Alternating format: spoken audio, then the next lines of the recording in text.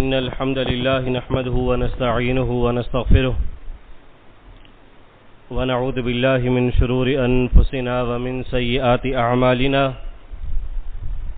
من يهده الله فلا مضل له ومن يضلله فلا هادي له أشهد أن لا إله إلا الله وحده لا شريك له وأشهد أن محمدا عبده ورسوله يا أيها الذين آمنوا اتقوا الله حق تقاته ولا تموتن إلا وأنتم مسلمون يا أيها الناس اتقوا ربكم الذي خلقكم من نفس واحدة وخلق منها زوجها وبث منهما رجالا كثيرا ونساء واتقوا الله الذي تساءلون به والأرحام إن الله كان عليكم رقيبا يا أيها الذين آمنوا اتقوا الله وقولوا قولا سديدا يصلح لكم أعمالكم ويغفر لكم ذنوبكم ومن يطع الله ورسوله فقد فاز فوزا عظيما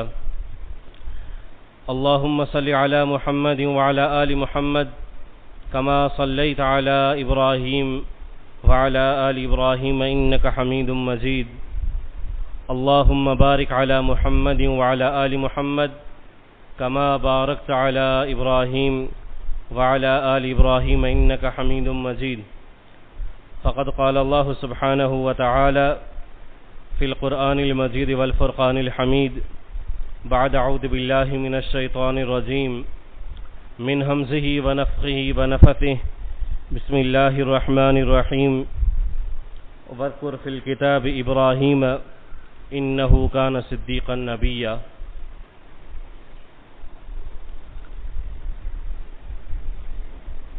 ہم سب مسلمانوں کا یہ عقیدہ ہے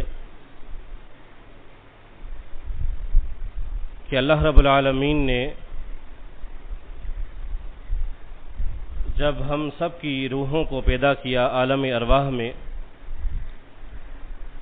خالق کائنات نے وہاں پر ان سے ایک اقرار لیا کہ کیا تم اقرار کرتے ہو کہ میں تمہارا رب ہوں؟ تو ان تمام ارواح نے اپنے رب کے سامنے یہ اقرار کیا تھا کہ یا اللہ بے شک تو ہی ہمارا رب ہے۔ اللہ رب العالمین نے فرمایا کہ جب تم دنیا میں جاؤ گے تو یہ جو اقرار اس وقت تم نے کیا ہے، دنیا میں جانے کے بعد یہ اقرار تم بھول جاؤ گے، پھر اس اقرار کو یاد کرانے کے لیے میں تمہارے پاس انبیاء کو بھیجوں گا جو آئیں گے اور تمہیں تمہارا یہ کیا ہوا وعدہ وہ یاد دلائیں گے۔ چنانچہ جیسے اس دنیا میں انسانوں کی آبادی شروع ہوئی اور جب شرک کی ابتدا شروع ہوئی تو اس وقت سے اللہ رب العالمین نے اپنے انبیاء اور رسول کو بھیجنا شروع کیا۔ نوح علیہ السلام سے یہ شروعات ہوتی ہے، پھر ہر دور میں ایک نبی آتا، ایک رسول آتا جو آ کر لوگوں کو سمجھاتا کہ تم اپنے رب سے کیا کیا اقرار کر کے آئے ہو، اب کن کاموں میں تم پڑ گئے ہو۔ چنانچہ یہ انبیاء کا سلسلہ چلتا رہا اور اختتام ہوا اللہ کے رسول صلی اللہ علیہ وسلم پر۔ پیارے پیغمبر صلی اللہ علیہ وسلم آئے اور اللہ کے رسول آخری نبی ہیں۔ اب قیامت تک جتنے لوگ آئیں گے ان سب کے لیے آئیڈیل پیغمبر صلی اللہ علیہ وسلم کی ذات ہے۔ لَقَدْ كَانَ لَكُمْ فِي رَسُولِ اللَّهِ أُسْوَةٌ حَسَنَةٌ۔ اللہ رب العالمین نے فرمایا کہ اے انسانوں، تمہارے لیے یہ محمد صلی اللہ علیہ وسلم کی جو ذات ہے تمہارے لیے یہ بہترین نمونہ ہے۔ اللہ کے رسول صلی اللہ علیہ وسلم نے فرمایا کہ انا خاتم النبیین لا نبی بعدی، میرے بعد کسی نبی نے نہیں آنا، میں آخری نبی ہوں۔ تو پیغمبر صلی اللہ علیہ وسلم نے پھر پورا دین ہم تک پہنچا دیا، ایک ایک چیز ہم تک واضح کر دی، اور قیامت تک جتنے بھی لوگ آنے والے ہیں ان سب کے لیے اللہ کے رسول صلی اللہ علیہ وسلم آئیڈیل اور نمونہ ہے۔ لیکن ایک مقام ایسا بھی آیا کہ اللہ کے رسول صلی اللہ علیہ وسلم کی طرف خالق کائنات نے وحی نازل کر دی اور فرمائے کہ ثم اوحینا الیک ان اتبع ملت ابراہیم حنیفہ۔ ویسے اللہ کے رسول صلی اللہ علیہ وسلم آئیڈیل ہیں پوری کائنات کے لیے، لیکن یہاں پر اللہ رب العالمین نے فرمایا کہ اے محمد صلی اللہ علیہ وسلم، ہم آپ کو حکم دے رہے ہیں کہ آپ نے بھی ابراہیم علیہ السلام کی ملت کی پیروی کرنی ہے۔ ایک اور جگہ پر اللہ رب العالمین نے فرمایا کہ وَاذْكُرْ فِي الْكِتَابِ إِبْرَاهِيمَ إِنَّهُ كَانَ صِدِّيقًا نَبِيًّا، کہ اے محمد صلی اللہ علیہ وسلم اس کتاب میں ذرا ابراہیم علیہ السلام کا ذکر کریں کہ وہ بے شک وہ سچے نبی تھے، اس کی پیروی کرنی ہے۔ اور ایک اور جگہ پر فرمایا قُلْ صَدَقَ اللَّهُ فَاتَّبِعُوا مِلَّةَ إِبْرَاهِيمَ حَنِيفًا، یہاں پر بھی اللہ رب العالمین نے ملت ابراہیمی کی پیروی کرنے کا حکم دیا ہے، اور جو شخص ابراہیم علیہ السلام کی ملت کی پیروی نہیں کرتا، خالق کائنات نے اس کو بے وقوف قرار دیا ہے۔ وَمَن يَرْغَبْ عَن مِلَّةِ إِبْرَاهِيمَ إِلَّا مَن سَفِهَ نَفْسَهُ، کہ جو ابراہیم علیہ السلام کی ملت کی پیروی نہیں کرے گا، اس سے بے رغبتی اختیار کرے گا، وہ شخص بے وقوف ہے۔ اور ابراہیم علیہ السلام کی جو ملت ہے اس کے بارے میں فرمایا کہ وَمَنْ أَحْسَنُ دِينًا مِّمَّنْ أَسْلَمَ وَجْهَهُ لِلَّهِ وَهُوَ مُحْسِنٌ وَاتَّبَعَ مِلَّةَ إِبْرَاهِيمَ حَنِيفًا، کہ جو ابراہیم علیہ السلام کی ملت کی پیروی کرتا ہے، اس ملت سے بڑھ کر کوئی ملت بہترین ہو ہی نہیں سکتی۔ تو پھر ہم ذرا غور کریں کہ ابراہیم علیہ السلام کی ملت میں وہ کون سی چیزیں تھیں جن چیزوں کی طرف اللہ رب العالمین نے ہمیں یہ حکم دیا ہے کہ ان چیزوں کو تم لوگ بھی اختیار کرو۔ اور اسی طریقے سے ابراہیم علیہ السلام کی سیرت کے جو کچھ پہلو ہیں ان پر ہم غور کریں کہ وہ کیا کیا پہلو ہیں، وہ کیا وجوہات ہیں، وہ کون سے کام تھے جن کو اختیار کر کے ابراہیم علیہ السلام کو اللہ رب العالمین نے قرآن مجید کے اندر فرمایا کہ ابراہیم الذی وفا، کہ ابراہیم علیہ السلام بڑے یعنی وفادار تھے۔ ابراہیم علیہ السلام کی سیرت کو اگر ہم اٹھا کر دیکھیں تو ان کے اندر بہت ساری خوبیاں بدرجہ اتم موجود تھی۔ سب سے بڑی جو چیز تھی جس کے بارے میں خود اللہ رب العالمین نے جگہ جگہ پر فرمایا وَإِذِ ابْتَلَىٰ إِبْرَاهِيمَ رَبُّهُ بِكَلِمَاتٍ فَأَتَمَّهُنَّ، کہ اللہ رب العالمین نے ابراہیم علیہ السلام کو کچھ چیزوں کے ذریعے آزمایا، فَأَتَمَّهُنَّ، پھر ابراہیم علیہ السلام نے ان چیزوں کو اختیار کیا، ان احکامات پر عمل کیا اور ان کو مکمل کیا۔ ابراہیم علیہ السلام کی آزمائشیں کہاں سے شروع ہوتی ہیں؟ سب سے پہلی آزمائش شروع ہوتی ہے ان کے اپنے گھر سے۔ کتنا ایک دکھ کا عالم ہے کہ باپ وہ بت بنا کر بیچ رہا ہے اور اسی گھر میں ایک موحد بیٹا وہ موجود ہے۔ سب سے پہلی آزمائش ان کے گھر سے شروع ہوتی ہے کہ جب اپنے والد سے کہا کہ اذ قال لأبیہ یا ابت لم تعبد ما لا يسمع ولا يبصر ولا یغنی عنک شیئا، کہ اے ابا جان تم اس چیز کو کیوں پوجتے ہو، ان چیزوں کو کیوں تم پوجتے ہو جو نہ تمہاری بات سنتے ہیں، نہ تمہیں دیکھتے ہیں اور نہ تمہاری کسی تکلیف کو وہ ختم کر سکتے ہیں۔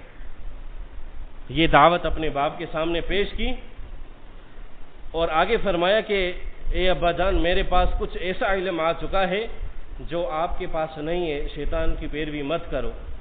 والد نے جب یہ باتیں سنی بجائے اس کے کہ وہ اپنی اصلاح کرتا، کیا کہا؟ اراغب انت عن آلہتی یا ابراہیم، کہ اے ابراہیم کیا تم مجھے ان میرے معبودوں سے بے رغبت کرنے والے ہو، ان سے دور کرنے والے ہو؟ لئن لم تنتہی لأرجمنک، اگر تم اپنی باتوں سے باز نہ آئے تو میں تمہیں رجم کر دوں گا۔ باہر سے اگر تکالیف آتی ہیں، ہم اپنے معاشرے میں بھی دیکھیں تو سب سے بڑا جو سکون ملتا ہے بندے کو اس کے اپنے گھر میں ہوتا ہے۔ بندہ باہر سے لڑ کر آتا ہے، کس کا آسرا ہوتا ہے؟ اپنے باپ کا، اپنے بھائی کا، وہاں پر اس کو جائے پناہ ملتی ہے کہ میرا بھائی میرا باپ یہ مجھے چھڑا لیں گے اور یہ میری مدد کر دیں گے، لیکن اگر وہی باپ اور وہی بھائی اور قریبی ترین رشتہ دار اگر وہی دشمن کی صف میں کھڑے ہوں تو اس سے بڑھ کر کوئی مصیبت پھر نہیں ہو سکتی، اس سے بڑھ کر کوئی آزمائش نہیں ہو سکتی۔ تو گھر کے اندر سے سب سے پہلی آزمائش وہاں سے شروع ہوتی ہے۔ اللہ رب العالمین نے آزمایا، باپ ہے اور دھمکی کیا دے رہا ہے، گھر سے نکالنے کی اور رجم کرنے کی، لیکن پرواہ نہیں کی اور سب چیزیں چھوڑ کر اللہ رب العالمین سے وفاداری کا ثبوت دیا۔ لیکن اس وفاداری کے اندر بھی، اس دین کی دعوت میں بھی جو اپنے باپ کو پیش کر رہے تھے، اس میں بھی ذرا آپ دیکھیں کہ کتنا نرم پہلو ہے۔ بار بار کیا کہہ رہے ہیں، یا ابت، اے میرے والد، اے میرے والد۔ اور پھر آگے کیا کہا کہ میرے پاس کچھ علم آ چکا ہے جو آپ کے پاس نہیں آیا۔ ان الفاظ میں بھی مفسرین کہتے ہیں کہ بڑی عاجزی اور بڑی انکساری ہے کہ اپنے والد سے خطاب کر رہے ہیں کہ میرے ابو، یہ جو اس میں من ایک حرف ہے، اس کا معنی ہے کہ کچھ، یعنی پورے کے پورے علم کا دعویٰ نہیں کر رہے، یعنی ایک علم تمہارے پاس ہے لیکن میرے پاس بھی علم ہے۔ وہ علم یہ کہتا ہے کہ تم ان چیزوں کی عبادت جو ہے وہ چھوڑ دو، ان چیزوں کے پیچھے مت پڑو۔ بڑی عاجزی اور بڑی انکساری ہے۔ باپ کی طرف سے وہی سختی مسلسل جاری ہے، باپ گھر سے نکال رہا ہے، لیکن اس کے باوجود بھی کہتے ہیں کہ میں اپنے رب سے آپ کے لیے دعائیں کروں گا اور استغفار کروں گا۔ پھر جب ابراہیم علیہ السلام کو پتہ چل گیا کہ اس کا باپ جو ہے وہ مشرک ہے اور اس دین کو قبول کرنے والا نہیں ہے، تو پھر اس استغفار کو چھوڑ دیا۔ اور مزید یہ کہ یہ جو آزمائش تھی یہ صرف دنیا کے اندر نہیں تھی، بلکہ کل قیامت کے دن جب پوری کائنات جمع ہوگی، وہاں پر جب ابراہیم علیہ السلام آئیں گے اور ان کے باپ آزر کو بھی لایا جائے گا۔ صحیح بخاری کے اندر ایک حدیث ہے، اللہ کے رسول صلی اللہ علیہ وسلم نے فرمایا کہ کل قیامت کا دن ہوگا، ابراہیم علیہ السلام کے والد کو لایا جائے گا اور اس کے چہرے پر گرد و غبار، میل کچیل ہوگی۔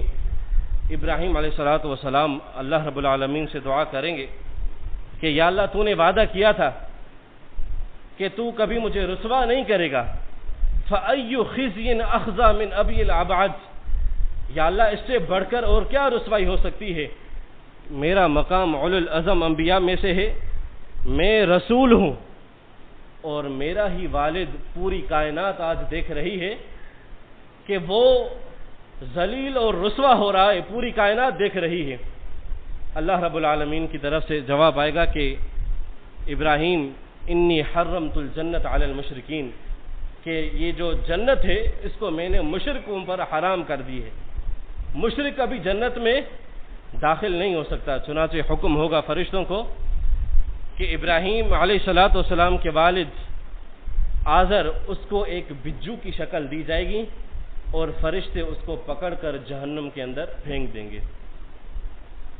اس حدیث پر ذرا ہم غور کریں، کیا سبق ملتا ہے؟ اللہ کے رسول صلی اللہ علیہ وسلم کی یہ صحیح بخاری کی صحیح حدیث ہے، کوئی کتنا بڑا اعلیٰ نسب کا کیوں نہ ہو،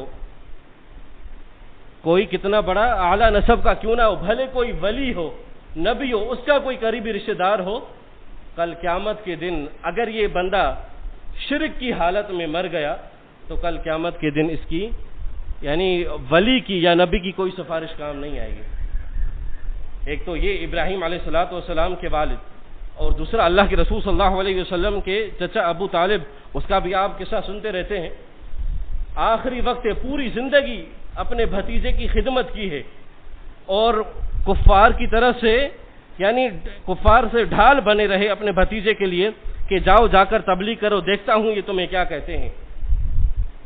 آخری وقت ابو طالب کا اللہ کے رسول صلی اللہ علیہ وسلم وہاں جمع ہے اور مشرکین مکہ کے جو بڑے بڑے رئیس تھے وہ بھی وہاں پر جمع تھے۔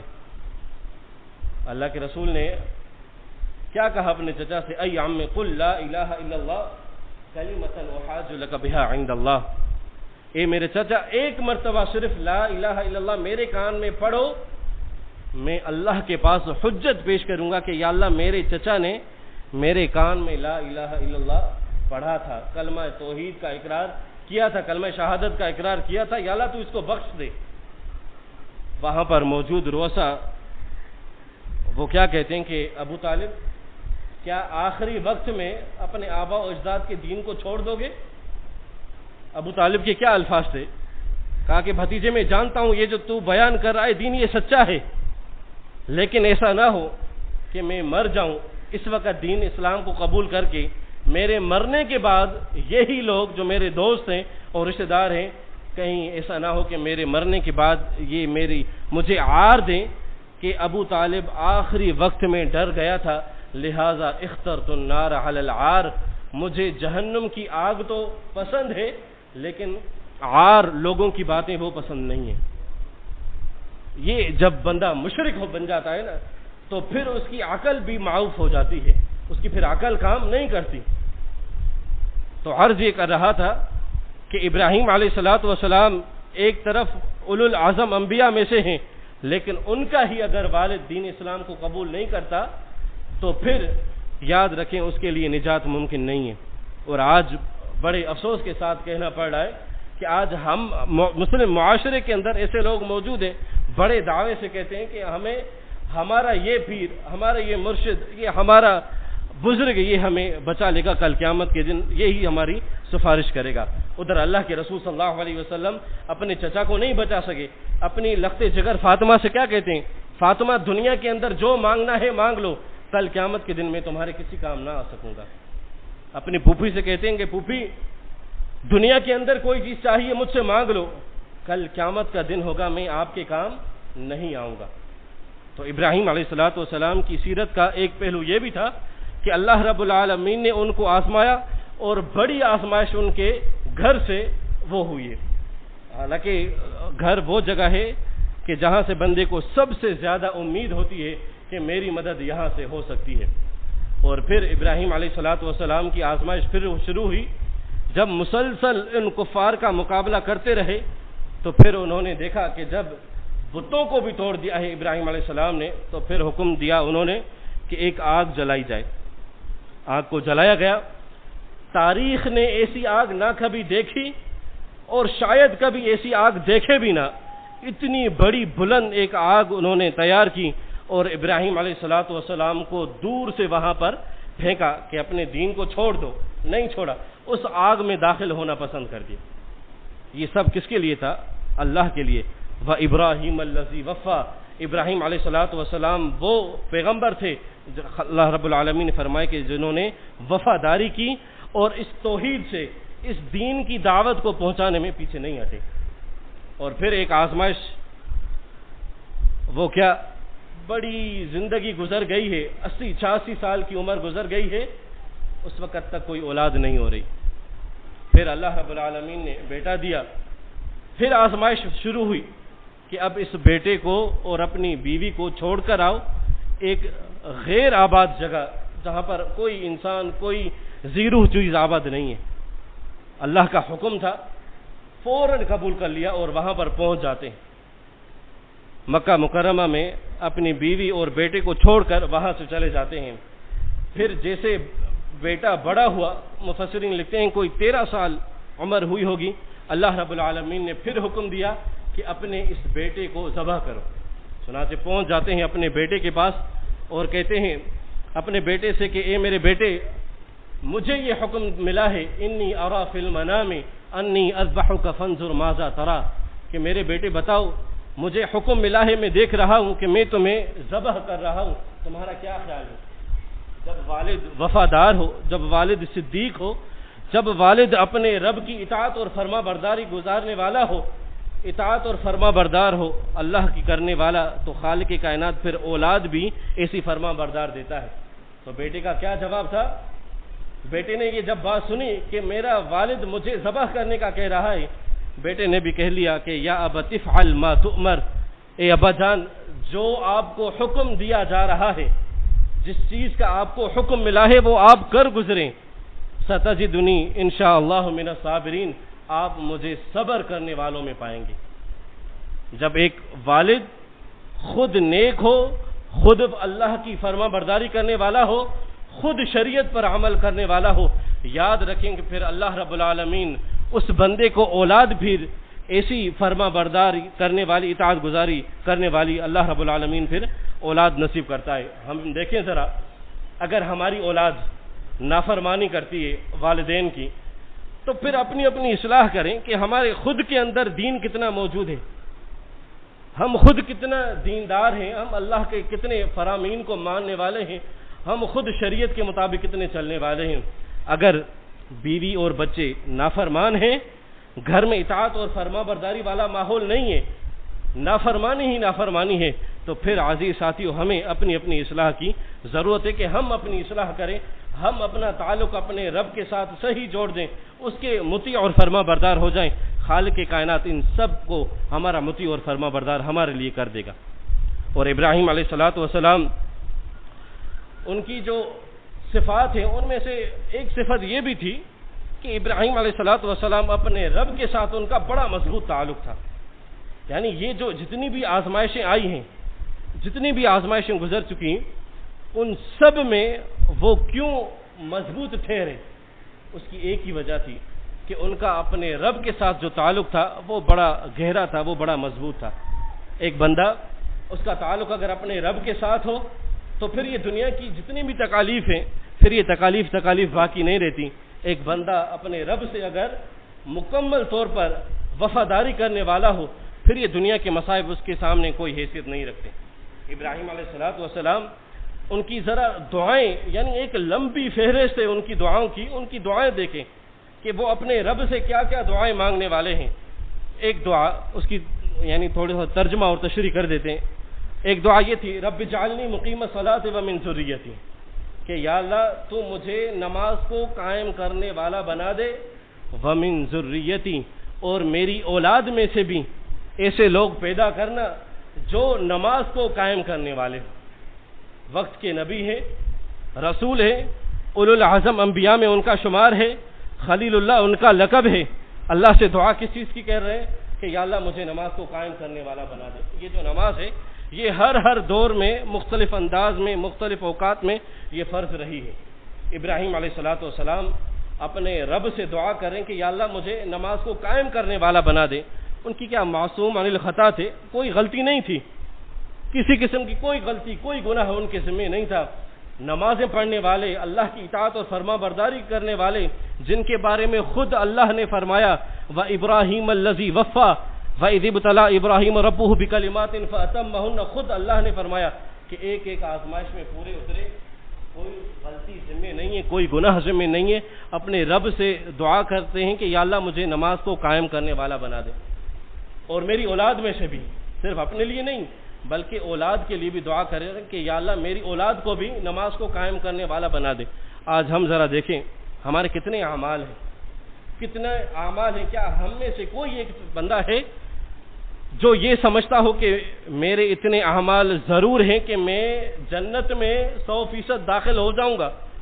ہم میں سے ہر بندہ اگر اپنا محاسبہ کرے تو اس کے سامنے یہ بات ضرور واضح ہوگی کہ ہماری غلطیاں زیادہ ہیں، نیکیاں کم ہیں، لیکن ہم اپنے رب کی جو رحمت ہے اس سے مایوس نہیں ہیں۔ ہمارا طرز عمل نماز کے ساتھ کیا ہے وہ آپ سب کے سامنے واضح ہے۔ یعنی 5 یہ نمازیں ہیں، 5 نمازوں کا ہم اہتمام نہیں کرتے۔ اللہ کے رسول صلی اللہ علیہ وسلم نے بڑی وعیدیں سنائی ہیں۔ آج ایک ابراہیم علیہ السلام کی سیرت تھی کہ خود بھی نماز قائم کرنے کی دعا کریں اپنی اولاد کے لیے بھی۔ آج ہم نہ خود نماز کے لیے آتے ہیں اور نہ ہمیں اپنی اولاد کی فکر ہوتی ہے کہ ہماری اولاد جو ہے وہ نماز پڑھ رہی ہے یا نہیں پڑھ رہی۔ ہم خود اپنا دیکھیں، جائزہ لیں ذرا کہ ہماری خود کی صورتحال کیا ہے۔ یعنی خوشی کا موقع ہو اس دن نمازیں بھول جاتی ہیں، کوئی غمی کا موقع ہو نمازیں بھول جاتی ہیں۔ ابھی آپ نے عید الاضحیٰ کے دن جو ہے وہ عید کی نماز پڑھی۔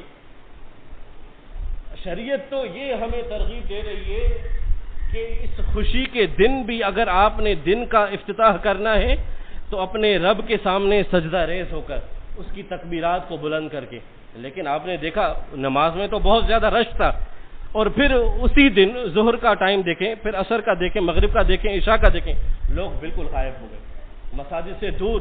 پھر انہوں نے رخ کر لیا یعنی دوسری جگہوں کا، کھیل کود کرنے کے لیے اور تفریح مقامات کے لیے۔ اور پھر بڑے افسوس کی بات یہ ہے کہ اپنی اولادوں کی بھی کوئی فکر نہیں۔ یہی اولاد جس کے بارے میں اللہ کے رسول صلی اللہ علیہ وسلم نے فرمایا. آپ نے فرمایا کہ جب ابن آدم فوت ہو جاتا ہے تو اس کے سارے اعمال دنیا سے منقطع ہو جاتے ہیں سوائے 3 چیزوں کے. کوئی صدقہ جاریہ کر لے، یا پھر کوئی علم اس نے چھوڑا ہو، کسی کو وارث بنایا ہو، یا پھر اس کی نیک صالح اولاد جو اس کے لیے دعا کرے. ہم ذرا دیکھیں کہ کیا ہم نے اپنی اولاد کی ایسی تربیت کی ہے کہ اس کو ہم نے نیک بنایا ہو کہ ہمارے مرنے کے بعد وہ ہاتھ اٹھا کر ہمارے لیے دعا کرے؟ کیا ہم نے آج ان کی ایسی تربیت کی ہے کہ وہ جب ہم نماز کے لیے آتے ہیں تو وہ بھی ہمارے ساتھ نماز کے لیے آئے؟ نہیں، ایسا نہیں ہے. آج ہم نے ان کو دنیاوی علوم میں لگا دیا ہے. ہمیں کوئی فکر نہیں، بچہ فجر کے ٹائم سو رہا ہے، ظہر کے ٹائم سو رہا ہے، عصر کے ٹائم کسی کام میں مصروف ہے، مغرب کے ٹائم کسی کام میں مصروف ہے، کسی کو کوئی پرواہ نہیں اپنی اولاد کی. پھر یہی اولاد جن کی بچپن میں ہم نے کوئی تربیت نہیں کی ہوتی نماز کے حوالے سے، مسجدوں سے ہم نے ان کو دور رکھا، قرآن سے دور رکھا، احادیث سے دور رکھا، پھر یہی اولاد جب بڑی ہوتی ہے جن کو ہم نے شریعت کا کچھ حصہ بھی نہیں سکھایا، پھر نہ اس کو اپنے والد پر کھڑے ہو کر نماز جنازہ آتی ہے، اور نہ ہی وہ اولاد جو ہے وہ ہاتھ اٹھا کر اس کے لیے دعائیں کرتی ہے. اور پھر یہ وبال کس پر ہے؟ یقیناً والدین پر ہے کہ انہوں نے اس کی تربیت ہی نہیں کی. آپ ذرا دیکھیں عام حالات میں صورتحال کیا ہے. فجر کا وقت ہوتا ہے، نماز کے لیے لوگ آتے ہیں، کتنے ہوتے ہیں؟ ایک صف بڑی مشکل سے ہوتی ہے مساجد کے اندر. وہ بھی مساجد کے اندر وہی آنے والے ہوتے ہیں جو بزرگ ہوتے ہیں، جن کی نیند ختم ہو جاتی ہے رات کے 4-5 بجے، وہی اٹھ کر نماز کے لیے آتے ہیں. باقی جو اکثر نوجوان ہمارا طبقہ ہے وہ نماز فجر کی نہیں پڑھتا. اور پھر فجر کا ٹائم کیا ہے؟ 4:30 پونے 5. پھر وہی نوجوان طبقہ آپ 2 گھنٹے بعد دیکھیں، آپ کو یہ روڈ سارے کے سارے فل نظر آئیں گے. کیا بچے، کیا بوڑھے، کیا خواتین، سب کے سب روڈوں پر نکل آتے ہیں. کوئی کالج جا رہا ہے، کوئی اپنی جاب کے لیے جا رہا ہے. اللہ کے بندے، ہمارا نماز کے ساتھ یہ اگر طرز عمل ہوگا تو پھر کہاں سے برکتیں آئیں گی، کہاں سے پھر اللہ کی رحمتیں آئیں گی. عصر کا ٹائم ہوتا ہے، ہم اکثر کاروباروں میں مصروف ہوتے ہیں. اللہ کے رسول صلی اللہ علیہ وسلم کا فرمان، آپ صلی اللہ علیہ وسلم نے فرمایا کہ جس بندے کی عصر کی نماز رہ گئی فَكَأَنَّمَا وُطِرَ أَهْلُهُ وَمَالُهُ، گویا کہ اس کا پورا اہل، اس کا مال، اس کی اولاد، سب چیزیں برباد ہو گئی. ایک ابراہیم علیہ السلام ہے، اللہ سے دعا کر رہے ہیں کہ یا اللہ مجھے نمازی بنا دے. کوئی غلطی، کوئی خطا ان کے ذمہ نہیں ہے، نیک فرما بردار مطیع. اور ابراہیم علیہ السلام کی سیرت کو ہمیں حکم ملا ہے کہ اس کو تم نے اس کی پیروی کرنی ہے. آج ہماری صورتحال یہ ہے کہ فرض نماز کے لیے ہم آنے کے لیے تیار نہیں ہوتے. جمعے کے دن آئیں گے، وہ بھی اس وقت جب بالکل دیکھیں گے کہ نماز کھڑی ہونے والی ہے، وہاں آئیں گے، 2 رکعتیں پڑھیں گے، ہم سمجھیں گے کہ ہم نے شریعت پر عمل کر لیا، دین پر ہم نے عمل کر لیا ہے. اللہ کے رسول صلی اللہ علیہ وسلم کی حدیث آپ سامنے رکھیں. آپ نے فرمایا کہ من ترک صلاۃ متعمدا فقد کفر، جو بندہ ایک نماز چھوڑتا ہے جان بوجھ کر، پیارے پیغمبر صلی اللہ علیہ وسلم نے فرمایا کہ اس نے گویا کہ کفر کر لیا. اور محدثین لکھتے ہیں کہ جو بندہ نماز نہیں پڑھتا اس کے باقی بھی اعمال قبول نہیں ہیں، چاہے وہ کتنی قربانیاں کرے، چاہے وہ کتنے حج کرے، چاہے وہ کتنے باقی کام کرے نیکیوں کے، اگر وہ نماز کا پابند نہیں ہے فقد کفر، تو گویا کہ اس نے کفر کا ارتکاب کیا. اور جس نے کفر کا ارتکاب کیا ہو اس کے باقی اعمال قبول کیسے ہوں گے؟ اور اللہ کے رسول صلی اللہ علیہ وسلم کی ایک اور حدیث آپ نے فرمایا کہ میرا دل کرتا ہے کہ میں کچھ لوگوں کو حکم دوں، وہ میرے ساتھ چلیں، کچھ لکڑیاں ہوں ان کے ہاتھوں میں، اور ان گھروں میں جاؤں جن گھروں میں لوگ بیٹھے ہوئے ہیں اور نمازوں کے لیے مساجد میں حاضر نہیں ہوتے، ان کو جلا دوں، ان کے گھروں کو ان پر جلا دوں. لیکن مجھے جو خطرہ ہوتا ہے، جو ایک چیز محسوس ہوتی ہے، وہ یہ کہ اس گھر میں معصوم بچے بھی ہیں اور بوڑھے بھی ہیں جو طاقت نہیں رکھتے مساجد تک آنے کی. کتنی خطرناک ایک حدیث آپ کے سامنے رکھی ہے. جو بندہ نماز سے غافل ہے، نماز سے پیچھے رہتا ہے، اللہ رب العالمین نے بار بار ہمیں حکم دیا ہے نماز کا، وَأَقِيمُوا الصَّلَاةَ، نماز قائم کرو. إِنَّ الصَّلَاةَ تَنْهَىٰ عَنِ الْفَحْشَاءِ وَالْمُنكَرِ، کہ بے شک یہ جو نماز ہے بے حیائی اور برے کاموں سے روکتی ہے. آج ہم دیکھتے ہیں بے حیائی اور برائی قدم قدم پر موجود ہے. کیا وجہ ہے؟ وجہ یہی ہے کہ ہم نماز سے غافل ہیں. آپ ان دنوں میں ذرا دیکھیں، جو پارک تھے، سمندر کی سائڈ تھی، یا جو دوسرے تفریحی مقامات ہیں، کیا کیا بے حیائیاں وہاں پر نہیں ہو رہی. ان دنوں میں خوشی کا موقع ہے، عید کے دن ہیں، چھٹیاں چل رہی ہیں. کیا اللہ کے رسول صلی اللہ علیہ وسلم نے چھٹیوں کے دنوں کو اس طرح بے حیائی سے منانے کا حکم دیا ہے یا کوئی اجازت دی ہے؟ کہ تم لوگ نمازوں سے بھی دور رہو، اللہ کی اطاعت اور فرما برداری سے بھی دور رہو، نمازوں سے بھی دور رہو۔ جب یہ ہمارا طرز عمل ہوگا تو پھر بے حیائی اور برائی ہمارے گھروں میں بھی داخل ہوگی۔ وجہ کیا ہے؟ کہ وجہ صرف یہی ہے کہ ہم نماز کے لیے نہیں آتے۔ یاد رکھیں کہ ایک بندے کی اگر نماز اس کی درست ہے، سمجھ جائیں کہ یہ معاملہ، سارے کے سارے معاملات اس کے درست ہیں۔ ایک بندے کی آپ نماز کو چیک کریں، اگر آپ نے اس سے کوئی ڈیل کرنی ہے، کوئی کاروبار کرنا ہے، کوئی معاملہ کرنا ہے، اس کی نماز کو چیک کریں۔ اگر اس کی نماز ٹھیک ہے تو سمجھ جائیں کہ یہ بندہ درست ہے، اور اگر اس کی نماز ٹھیک نہیں ہے تو پھر یقیناً یہ خطرے کی بات ہے کہ اس کے اندر کوئی بھی لاپرواہی، کوئی دھوکہ، کوئی جھوٹ، سب کچھ ہو سکتا ہے۔ کیوں؟ کیونکہ بندہ اپنے رب کے ساتھ ہی سچا نہیں ہے۔ جو بندہ اپنے رب کے ساتھ سچا نہ ہو وہ کسی اور کے ساتھ کیسے سچا ہو سکتا ہے؟ تو عزیز ساتھیو، ابراہیم علیہ السلام کی سیرت ہمارے لیے قدم بقدم اللہ کے رسول صلی اللہ علیہ وسلم کی احادیث کے مطابق ایک پورا آئیڈیل اور پورا نمونہ ہے۔ پیغمبر صلی اللہ علیہ وسلم کی سیرت وہی ہے جو ابراہیم علیہ السلام کی سیرت ہے، یعنی جو دین ابراہیمی میں چیزیں تھیں بالکل وہی چیزیں اللہ کے رسول صلی اللہ علیہ وسلم نے جو شریعت ہمارے سامنے پیش کی ہے وہی ہے۔ باقی کچھ فروعات ہیں وہ الگ بات ہے، مگر نہ جو اصل دین ہے بالکل وہی ہے جو ابراہیم علیہ السلام کا تھا۔ اللہ رب العالمین سے دعا ہے خالق کائنات صحیح معنوں میں ہمیں دین اسلام کو سمجھنے اور اس پر عمل کرنے کی توفیق عطا فرمائے۔ ھذا ما عندی وباللہ توفیق وآخر دعوانا ان الحمد للہ رب العالمین۔